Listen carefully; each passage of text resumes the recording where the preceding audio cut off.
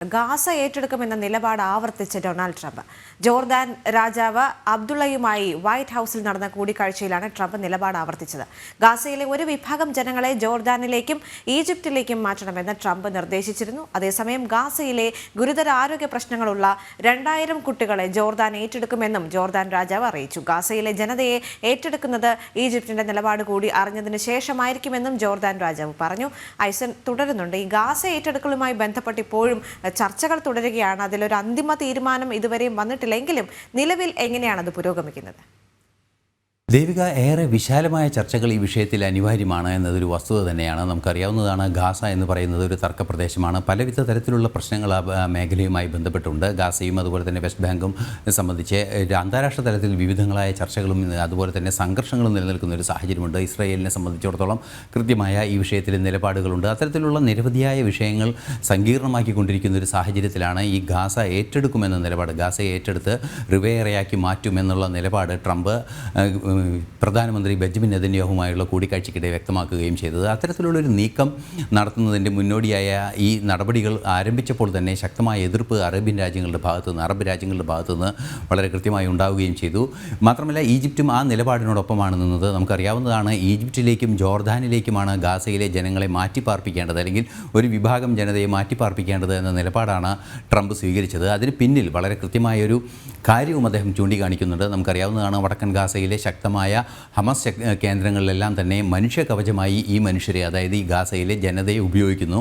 അവരെ തുടർന്നും മനുഷ്യകവചമായി ഉപയോഗിച്ച് ഈ സ്ലീപ്പർ സെല്ലുകൾ ശക്തമാകാതിരിക്കുന്നതിന് വേണ്ടി അവിടെ നിന്ന് അവരെ മാറ്റുന്നത് കൃത്യമായി നടപ്പാക്കുകയാണെങ്കിൽ കർശനമായ സൈനിക നടപടി അവിടെ സാധ്യമാവുകയും ചെയ്യും.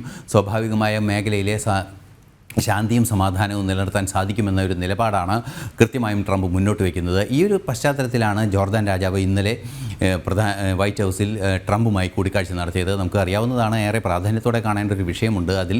കാരണം പശ്ചിമേഷ്യയിലെ 2 നേതാക്കളെയാണ് അദ്ദേഹം ആദ്യം തന്നെ കണ്ടത്. അതായത് ആദ്യം അദ്ദേഹത്തിൻ്റെ വിദേശ അതിഥികളായി എത്തിയത് ബെഞ്ചമിൻ നെതന്യാഹുവും ജോർദാൻ രാജാവുമാണ്. ഇനി നാളെ പ്രധാനമന്ത്രി എത്താനിരിക്കുന്നു എന്നത് മറ്റൊരു കാര്യം. അതായത് ആ 2 നേതാക്കളെയും കണ്ടതിന് ശേഷം ഏറ്റവും നിർണായകമായ വിഷയം ഗാസ തന്നെയായിരുന്നു.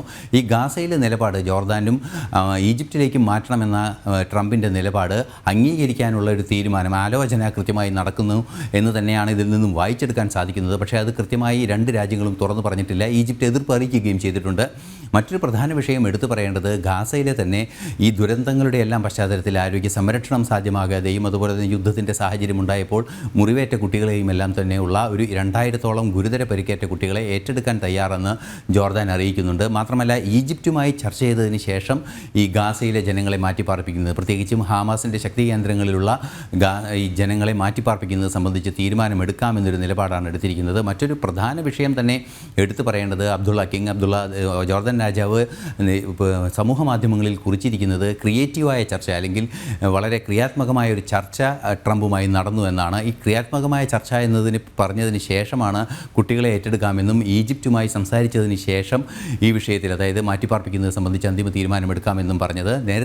നേരിട്ട് എതിർക്കുന്ന ഒരു സാഹചര്യമാണ് ഈ 2 രാജ്യങ്ങളും എടുത്തിരുന്നതെങ്കിൽ ട്രംപുമായുള്ള കൂടിക്കാഴ്ചയ്ക്ക് ശേഷം ജോർദാൻ കുറച്ചുകൂടി അയഞ്ഞ നിലപാട് ഇക്കാര്യത്തിൽ സ്വീകരിക്കുന്നുണ്ട് എന്നാണ് മനസ്സിലാക്കാൻ സാധിക്കുന്നത്.